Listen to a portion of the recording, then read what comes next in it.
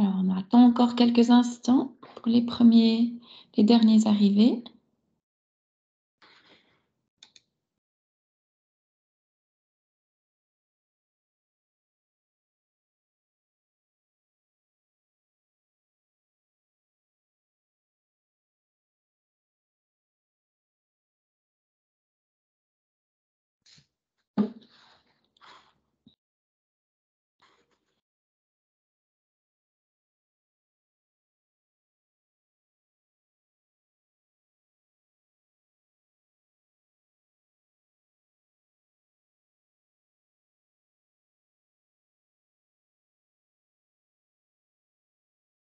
Donc, cette présentation sera enregistrée et disponible par la suite sur notre site internet.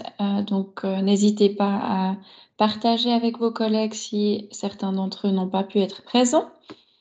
Elle est enregistrée il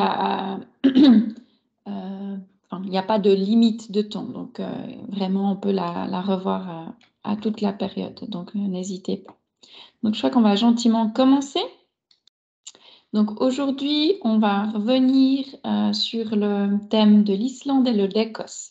Donc on va parler de ces destinations en été par rapport à notre nouveau catalogue qui est sorti. Donc là, c'est celui-ci. Je sais que certaines agences ne l'ont pas encore reçu. Il y a quelques soucis actuellement. Mais voilà, c'est bien celui-ci avec la couverture rose. Donc je vous ai mentionné à certaines fois les numéros de page. Donc si vous voulez après l'avoir avec vous pour avoir quelques références, ça peut être utile. Sinon, après, en effet, vous pouvez reprendre la présentation pour vous rappeler des différents types de voyages. Donc, on va déjà commencer par l'Islande. On va revoir un peu les faits généraux de l'île. Après, on va voir en détail quelques circuits. Et après, il y aura une partie pour l'Écosse. Et ensuite, on va passer aux questions.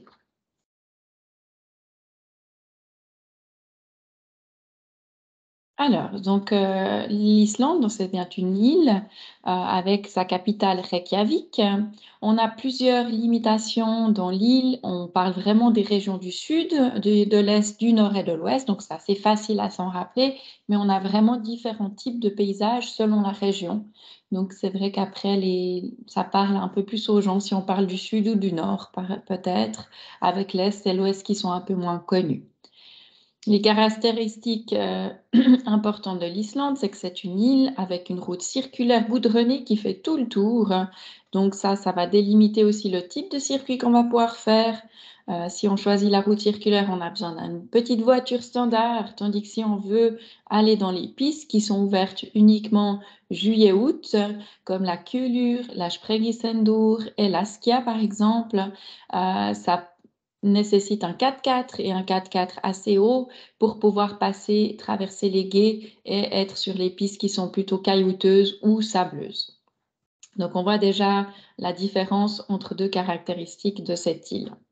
Ensuite, on y va pour voir un maximum de paysages, de nature, parce que là-bas, on est sur une île qui a beaucoup de contrastes, on a des couleurs très différentes. On va pouvoir faire des bains, donc soit les sources d'eau chaude naturelles ou les structures aménagées. On a les safaris en bateau, que ce soit pour aller voir les baleines ou les oiseaux. On a certains musées qui sont plus sur la culture viking ou la culture locale.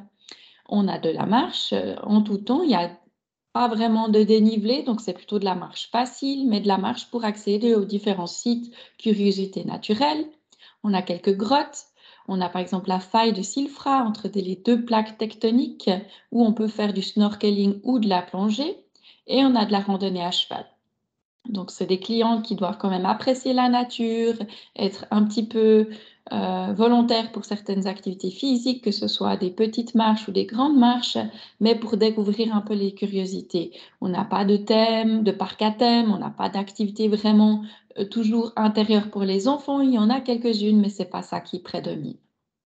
Comme animaux, on va pouvoir voir plusieurs types d'oiseaux, les macareux, les baleines, les chevaux et les phoques.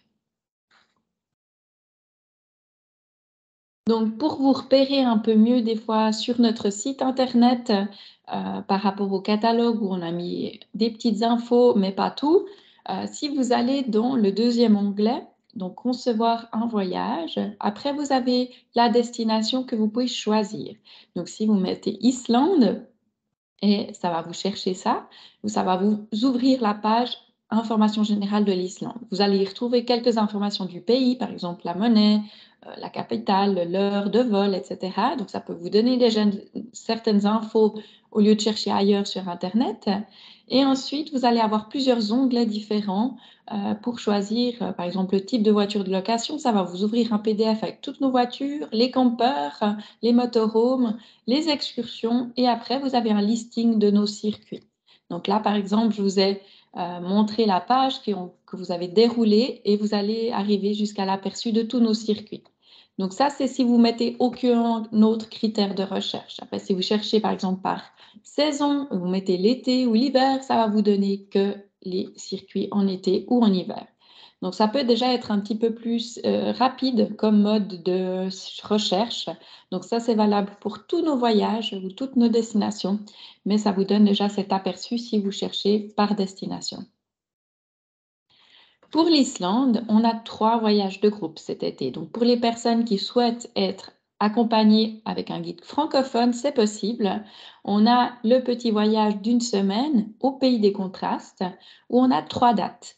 Donc ce voyage, c'est vraiment un peu le standard où on va faire le tour de l'île. Il y a quand même pas mal de kilomètres, mais on voit quand même beaucoup de choses en une semaine. Donc, vous avez les prix par rapport aux dates. Bien sûr, septembre est un petit peu moins cher, mais ce n'est pas non plus une grande différence. Mais en septembre, il y a encore de bonnes conditions. Donc, les 3 dates sont vraiment de bonnes dates. Donc, ça, c'est pour le voyage d'une semaine, pour les clients qui n'ont pas beaucoup de temps. Et sinon, pour le voyage 2 semaines, on a vraiment plus de possibilités de voir de choses, dont les fjords de l'Ouest. C'est un peu l'ajout sur le voyage d'une semaine, mais on passe aussi un petit peu plus de temps à certains endroits. Donc, si vos clients ont le budget pour, ça vaut vraiment la peine de faire ces 2 semaines. Donc là, on a une seule date en juin et donc c'est le bijou de l'Islande. Donc, vous voyez un peu les prix. On a quand même une évolution de prix d'année en année. L'Islande, ça reste très en vogue. Et c'est vrai qu'on compte 15 à 16% d'augmentation par année. Donc, c'est assez grand comme prix pour ce pays. Mais ça reste, voilà, ça reste actuel pour l'instant. Donc, on ne peut pas trop se battre là-dessus. On est obligé d'évoluer aussi en termes de prix. Après un voyage qu'on aime beaucoup, c'est ce dernier voyage de groupe de 10 jours où vous allez dans des endroits un petit peu moins touristiques. Donc pour les groupes, des fois, ça peut être aussi assez utile et apprécié d'aller dans des endroits où il y aura moins de cars et moins de gens à chaque suite curiosité.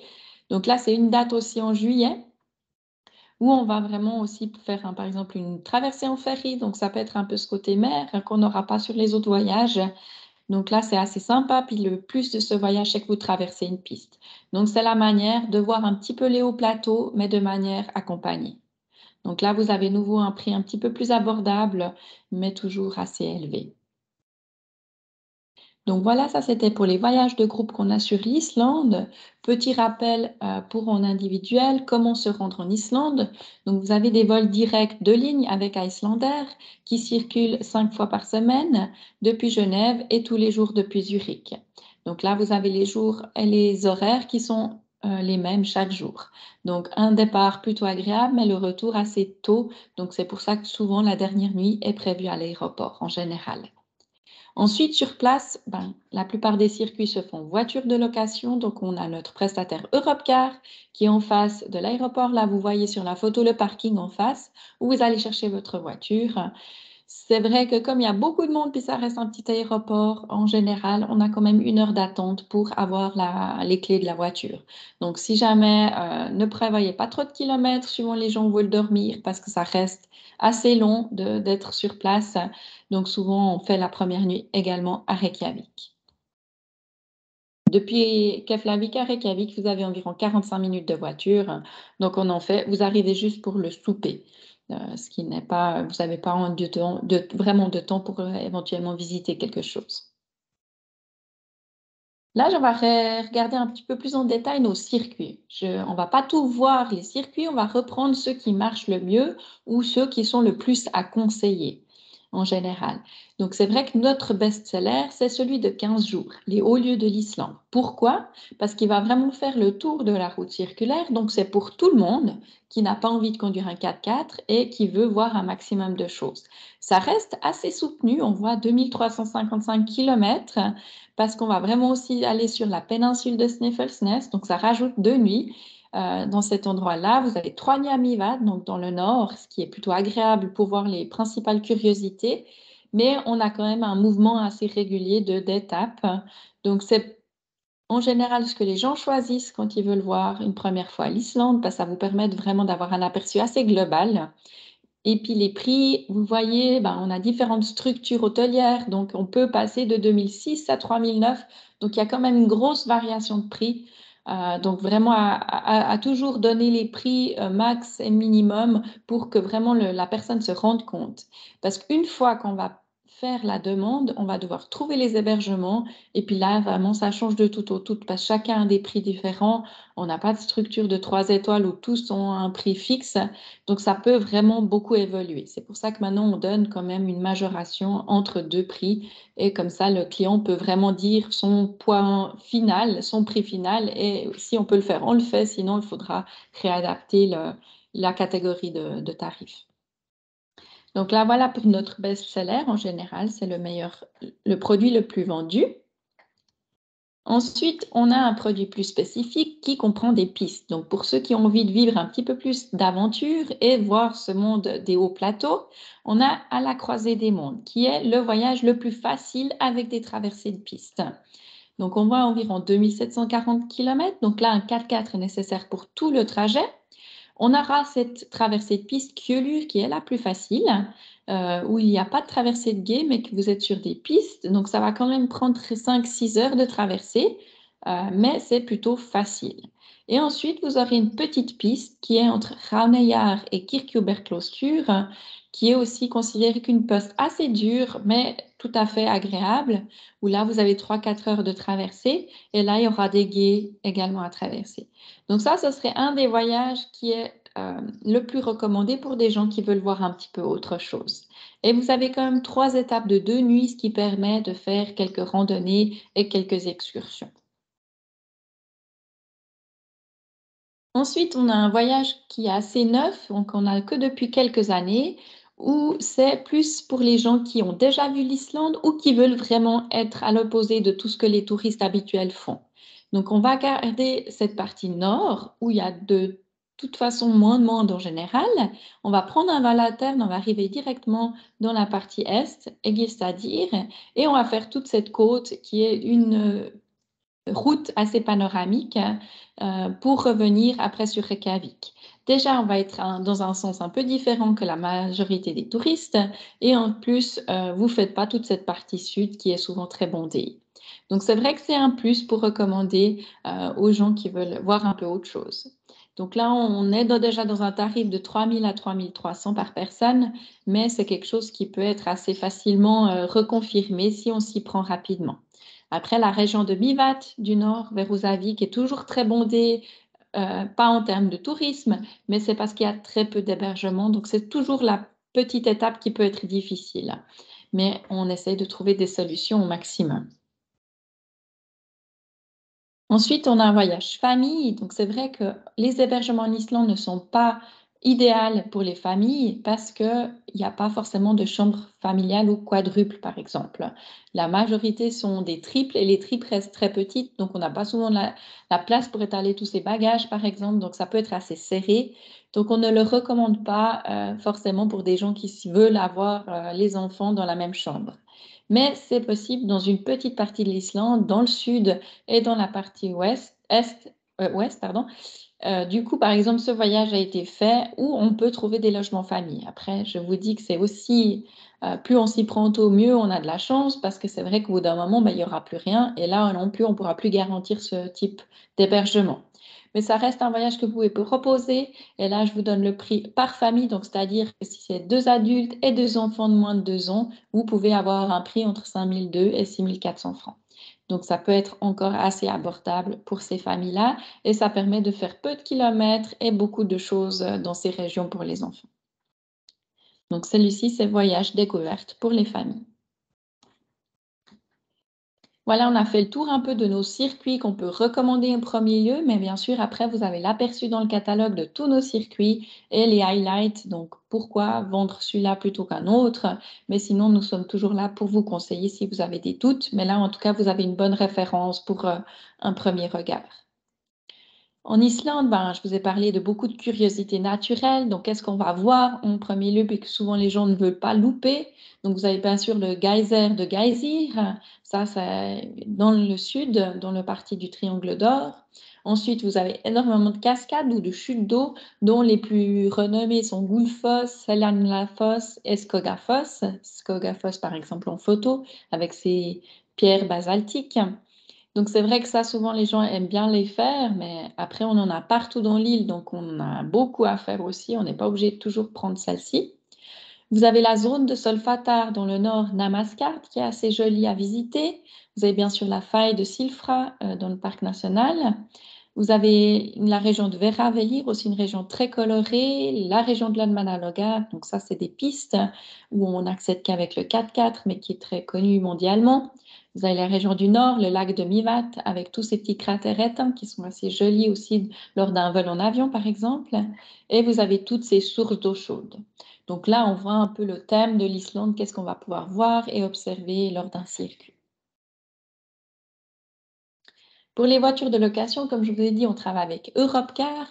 Donc pour un circuit standard, on va se limiter aux trois premières catégories. Pour deux personnes, une VW Polo suffit, ou alors pour plus de confort, une VW Golf. Et sinon, en général, pour les familles de quatre, on prend les breaks comme les Skoda Octavia. Donc ça, c'est les types de voitures. Et après, si on passe sur les catégories pistes, vous avez ces Toyota Land Cruiser. Ça, c'est vraiment le gros modèle. Mais en général, on va plutôt prendre une Toyota RAV ou une Kia Sorento. Donc la GG ou la HH1. Et après, quand vous êtes plus de personnes, là, on peut proposer la Caravelle qui peut accéder aussi aux pistes. Donc si jamais on a ces modèles-là qu'on peut proposer selon le circuit. Et sinon, pour les personnes qui aimeraient un peu plus d'aventure ou de flexibilité, on peut proposer des camping-cars ou des campeurs. Donc le camping-car, on travaille avec deux prestataires. Donc vous avez différents modèles et ça, ce sera uniquement sur la route circulaire. Et pour les campeurs, vous avez l'image à gauche. On travaille aussi avec deux prestataires. Vous avez soit la version dure, soit la version pop-up. Et là, en fait, c'est uniquement pour deux personnes, maximum trois personnes à l'intérieur. C'est vraiment très petit, mais ça permet d'aller sur les pistes. Vous avez un véhicule 4x4. Donc là, il faut choisir selon la variante qu'on veut faire. Et juste petite info pour ceux qui n'étaient pas encore au courant, depuis quelques années maintenant, en Islande, on ne peut plus dormir où on veut. Il faut dormir dans des places de camping avec un... On n'a plus l'accès libre à la nature, à part peut-être dans l'intérieur du pays où là, il n'y a personne. Donc, logiquement, si vous trouvez une place, vous ne trouverez personne, mais dans le tour de l'île, il faudra vous loger dans des campings. Donc c'est vrai que ça peut être aussi onéreux si vous êtes deux personnes. Souvent, on n'a pas une grosse différence avec des logements en hôtel ou en camping-car. Par contre, si vous êtes une famille, là, on peut avoir une vraie différence de budget. Donc pour les personnes qui aimeraient peut-être un peu diminuer le budget, là, le camping-car pourrait être une opportunité. Donc là, vous avez aussi sur le site internet, si vous tapez Motorhome Islande, vous avez toutes les informations pour les motorhomes. Donc c'est un peu notre fiche détaillée des motorhomes. Donc, comme j'ai dit, les logements en Islande sont très particuliers. Donc là aussi, vous avez maintenant un nouveau chapitre dans notre site internet qui s'appelle Logements en Islande, où vous allez retrouver quelques beaux logements. Donc, une liste des plus beaux logements qu'on peut vous proposer. Donc, il y en a beaucoup sur la région de Reykjavik, il y en a quelques-uns dans le sud. Et puis sinon, dans les villes, c'est là où on a vraiment de beaux hôtels. Sinon, en général, ça va plutôt être considéré comme des guest houses. Là, je vous ai mis quelques photos parce que l'architecture est vraiment très spéciale. Souvent, vous avez des fermes rénovées, si vous avez un peu des espèces de containers adaptés. Et en fait, les chambres sont toujours très, très simples. Vous avez le lit, une petite table de nuit, la chambre qu'il y a soit WC, douche dans la chambre ou ça peut être à l'étage. Ça dépend de la catégorie. Mais vous voyez qu'en général, la déco est très soft, souvent mur blanc, pas forcément de peinture ou de tableau. Donc, ça reste très, très simple. Donc, c'est souvent les gens ne s'en rendent pas compte, mais en Islande, c'est pas leur priorité de faire des beaux hôtels. Donc, vous avez souvent une structure assez simple pour un prix qui correspond à un 3-4 étages chez nous. Donc là, par exemple, pour une nuitée, vous allez tourner entre 150 et 250 francs suivant la catégorie d'hôtel par personne et par nuit. Donc c'est quand même assez élevé pour une structure très basique. Donc ça, c'est quand même toujours un hola qu'on doit dire au client pour pas qu'il soit surpris sur place, parce que ça varie vraiment par rapport aux standards européens. Voilà, on a fini pour l'Islande. Donc là, maintenant, on va passer à l'Écosse. Donc l'Écosse est un pays très différent de l'Islande. On n'est pas sur une île, on est sur un grand pays qui a plusieurs catégories aussi. On a la capitale d'Édimbourg, après on a la ville de Glasgow qui est une autre ville qui vaut la peine. On a la région des Highlands, on a les îles qui entourent toute l'Islande et on a la partie nord un peu différente.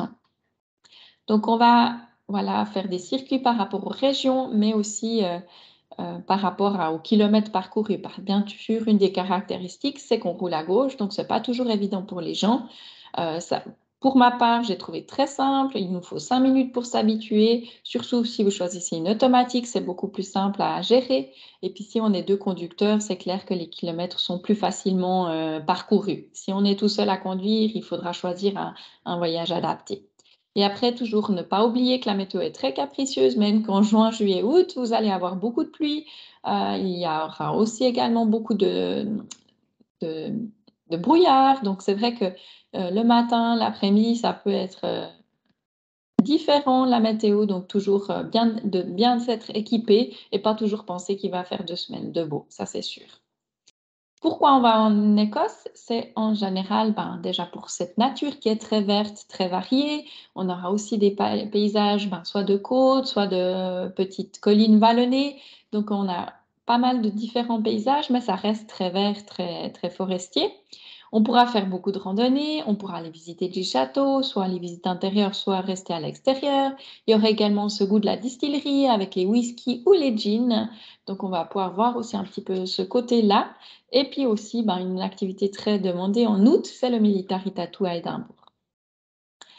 Ensuite, on va pouvoir voir plusieurs animaux. Il y aura aussi quelques oiseaux. On va pouvoir voir des macareux aussi dans certaines îles.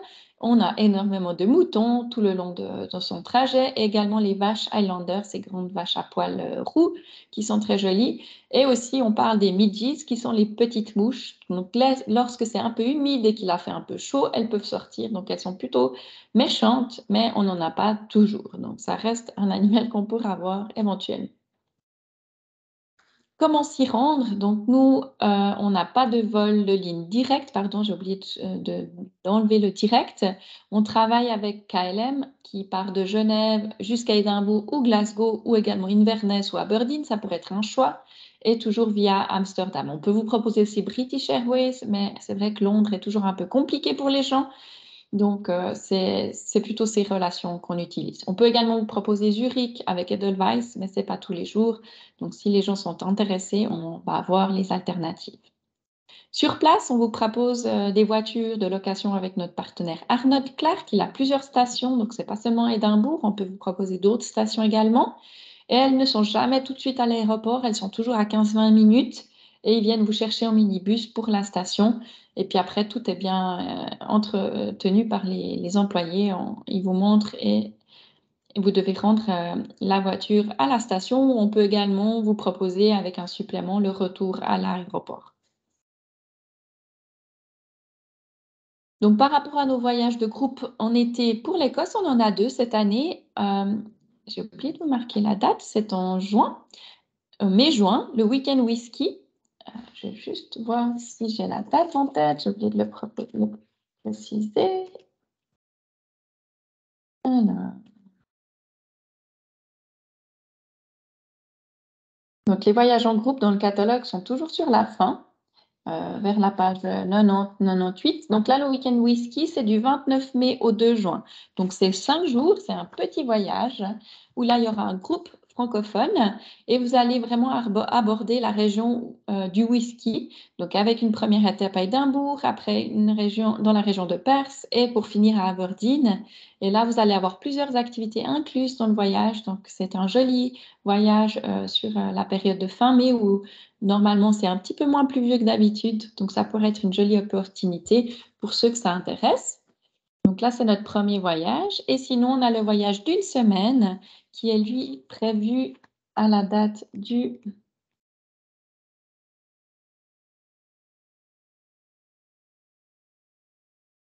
Pardon. Alors, découverte de l'Écosse, c'est du 5 août au 12 août. Donc là, c'est plutôt au mois d'août, pendant le Military Tattoo. Donc là, on va faire un voyage de 8 jours où vous allez aller jusqu'à Skye, où il y aura 2 nuits à Skye. Et vous aurez vraiment la possibilité de voir plusieurs types de paysages, dont l'île de Skye, et pouvoir profiter du Military Tattoo si les clients en ont envie. Donc là, vous avez le prix sans Military Tattoo, le ticket serait à rajouter, mais voilà, c'est notre deuxième voyage accompagné. Ensuite, par rapport au circuit individuel, donc là, on en a un qu'on aime bien proposer pour les gens qui aiment bien profiter de la vie, un peu un épicurien. C'est l'Écosse des Rois, où vous avez peu de kilomètres, mais c'est beaucoup sur le thème du château. Donc, vous allez pouvoir visiter des châteaux et également loger dans des hôtels un petit peu plus haut standing ou qui proposent un très bon restaurant. Donc là, c'est voilà, la version hôtel où vous avez tout ce type d'infrastructure. Donc, on évolue. Là, vous avez plusieurs prix. La version est quand même proposée en B&B, mais il faudra choisir la version hôtelière s'ils veulent ces logements un peu plus cosy. Donc ça, c'est un joli tracé qui fait vraiment une grande partie des Highlands et la partie du parc national vers Callander. Donc, on voit vraiment aussi un type de paysage très varié. Sinon, on a un petit voyage nouveau cette année, l'Aperçu Express. C'est en quelques jours, enfin une semaine, mais vous faites peu de kilomètres et puis ça permet de voir déjà la région des deux villes, Glasgow et Édimbourg, la région de Fort William et de revenir via Pitlochry, qui est une toute petite ville assez chou, vers Perth. Donc ça, c'est un voyage qui est plutôt à but économique, donc le moins cher de tous et le peu de kilomètres, 640, donc on fait vite le tour. On peut le proposer en hôtel ou en B&B selon le budget, mais voilà, c'est quelque chose qui peut être proposé au plus petit budget. Et sinon, un voyage que j'aime beaucoup, où on va voir énormément, puis toute cette partie nord de la côte qui est très très jolie, vers Duncansby Head avec la photo qu'on a à gauche.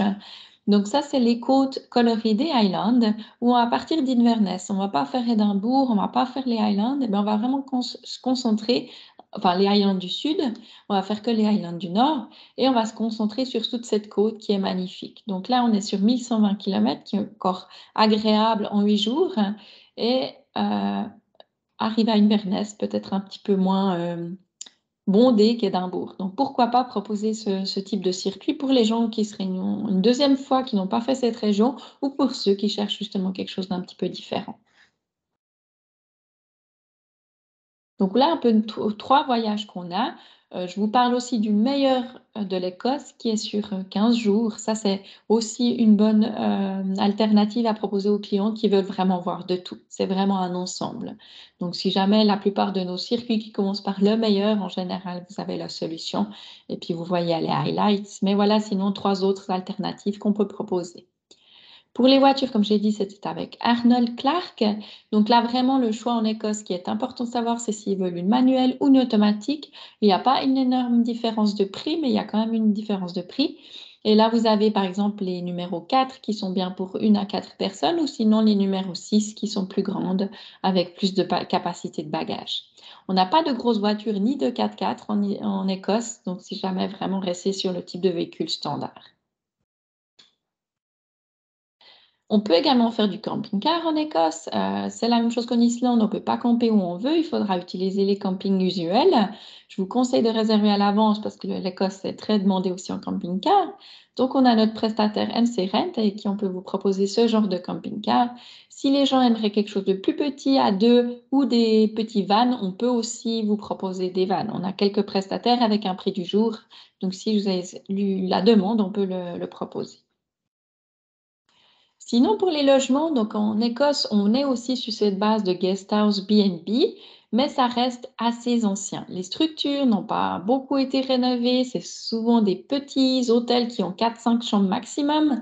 Donc, c'est vrai qu'on est aussi sur une façon de faire différente. On a une certaine tradition de l'ancien, mais assez cosy, mais tout en restant assez spécifique, comme les parquets, ça n'existe pas. Vous avez tous les sols en moquette, même dans les halls et les escaliers, par exemple. Donc ça, c'est toujours assez typique. Puis comme c'est très humide en Écosse, ça peut être aussi un peu avec des odeurs qui vont avec. S'il a beaucoup plu, les fenêtres ne sont pas complètement isolées. Donc c'est vrai, ça reste des vieilles structures. Donc toujours aussi faire attention aux gens qui cherchent le luxe ou qui cherchent vraiment qui ont une certaine appréhension, bah, toujours dire que ça reste très simple. Même que vous soyez en B&B ou en hôtel, les B&B, ce qui va changer, c'est peut-être l'accueil qui est un peu plus chaleureux, que les déjeuners vont être très spécifiques, que vous n'allez pas forcément pouvoir choisir, tandis qu'en hôtel, ça va être un petit peu plus un déjeuner standard, peut-être un accueil un peu moins chaleureux, ça dépend, ou pas forcément... voilà, peut-être un peu plus de chambres et puis moins ce côté familial. Mais après, voilà, ça reste très, très simple, que ce soit l'un ou l'autre. Il y a aussi, il faut réfléchir que dans certains B&B, il n'y a pas de restaurant, donc il va falloir bouger le soir pour manger quelque chose et pas forcément de réception 24 sur 24. C'est pour ça que souvent l'heure d'arrivée est fixée avant 18 heures pour être sûr qu'il y ait quelqu'un. Après, vous avez toujours un numéro, mais ça peut être pénible d'attendre un moment que la personne arrive parce qu'il ne loge pas toujours dans le B&B. Donc, ça dépend. Il faut juste être un peu plus flexible. Donc là, vous avez deux, trois photos, par exemple, des infrastructures. Vous voyez que souvent aussi, c'est très simple avec les moquettes à l'intérieur et que peut-être les chambres individuelles seraient plutôt petites par rapport aux standards européens. Donc, si vous avez des individuels, toujours à avertir, hein. Pour les prix, on peut être un peu plus flexible, mais normalement, l'annuité commence dès 90 francs jusqu'à 160 francs par personne. Après, sur Édimbourg ou pendant des saisons particulières, par exemple le tatou, on demande 2 nuits minimum, ou certains hôtels demandent 2 nuits minimum, et puis les prix peuvent aussi aller jusqu'à 250 francs, ça dépend de l'hôtel. Mais c'est vrai que ça sera le prix moyen. À ne pas louper, donc vraiment ce que les gens recherchent à faire en Écosse. Donc bien sûr, souvent les gens demandent le Loch Ness. Pour moi, ça reste un lac. Il n'y a pas grande particularité. Il y a beaucoup de monde qui y vont. Donc ce n'est pas une priorité, mais souvent les gens le demandent. Donc si on loge à Inverness, on a la possibilité de voir le Loch Ness pas loin. On a beaucoup de parcs nationaux qu'on va pouvoir randonner. Des fois, il y a des petits parcs à thème dans ces parcs nationaux. Vous avez des petites randonnées avec des miroirs ou des aventures dans les arbres. Il y a quand même pas mal de choses qui sont dans ces parcs nationaux. Donc, ça vaut la peine de visiter avec une intention de faire une randonnée ou pas. Après, vous avez les îles. Donc, les plus connues sont Skye et Mull, qui donnent vraiment une végétation différente. Vous avez moins d'herbe, beaucoup plus de prairies. Donc, c'est beaucoup plus sauvage. Donc, ce côté sauvage des îles est très demandé. Après, ben, bien sûr, la visite de château, la visite de distilleries, qui sont chacune plus connues les unes que les autres, et puis avec différents styles de whisky. Il y a également le gin qui vient gentiment se placer à côté du whisky. Vous avez bien sûr le train qui est très connu, Hogwarts Express, donc qui part de Fort William et qui revient. Donc vous faites l'aller-retour hein, dans la journée. Il y a un départ le matin, un départ l'après-midi. Donc c'est très demandé, il faut réserver ça assez à l'avance, mais c'est quelque chose que les gens connaissent. Et sinon, beaucoup ce type de paysage, de falaise que vous avez dans le nord, par exemple, là une photo où on peut marcher tout le long de ces falaises et avoir pas mal de cailloux et de formations différentes. Donc ça, c'est ce qu'on va retrouver au maximum en Écosse. Donc là aussi, un nouveauté qu'on va faire bientôt pour l'été.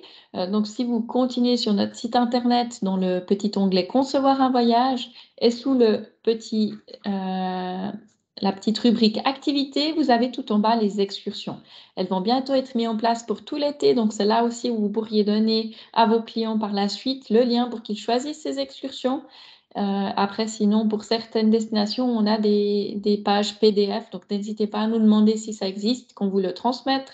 Et sinon, on pourra trouver toutes les excursions sur le site. C'est le but qu'on puisse trouver le maximum d'informations aussi sur le site.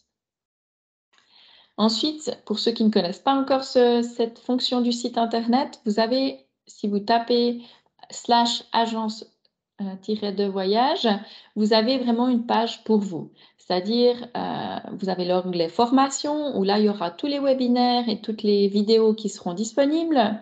Et par exemple, vous avez aussi la façon de commander les brochures. Si des fois, vous ne savez plus où commander, ben là, ce serait aussi possible. Et beaucoup d'autres informations sur les destinations. Donc ça, c'est vraiment fait pour vous, pour avoir un check quand vous en avez besoin. Donc voilà, juste le taper derrière le slash de FR, vous tapez agence au pluriel de voyage au pluriel. Et puis une nouveauté qui sera bientôt mise à jour, c'est qu'on fait partie maintenant du site Kendros.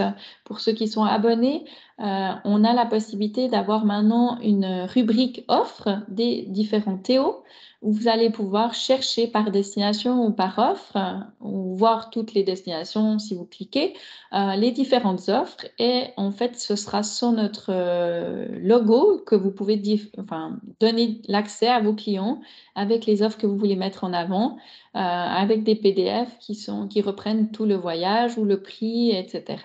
Donc ça sera bientôt mis à jour sur le site de Kendros, mais ça pourrait être une nouveauté pour vous, comme certains ont des difficultés de me donner tous les liens Internet. Donc c'est vrai que ça pourrait être une idée d'améliorer la collaboration. Donc, je vous ferai une newsletter dès que tout sera mis à jour, mais si, voilà, si vous voulez déjà un peu voir comment ça fonctionne, vous pouvez sans autre aller regarder. Donc voilà, j'ai terminé cette présentation. J'espère que je vous ai donné quelques indications pour la vente pour cet été. Si vous aviez des questions, j'y réponds volontiers.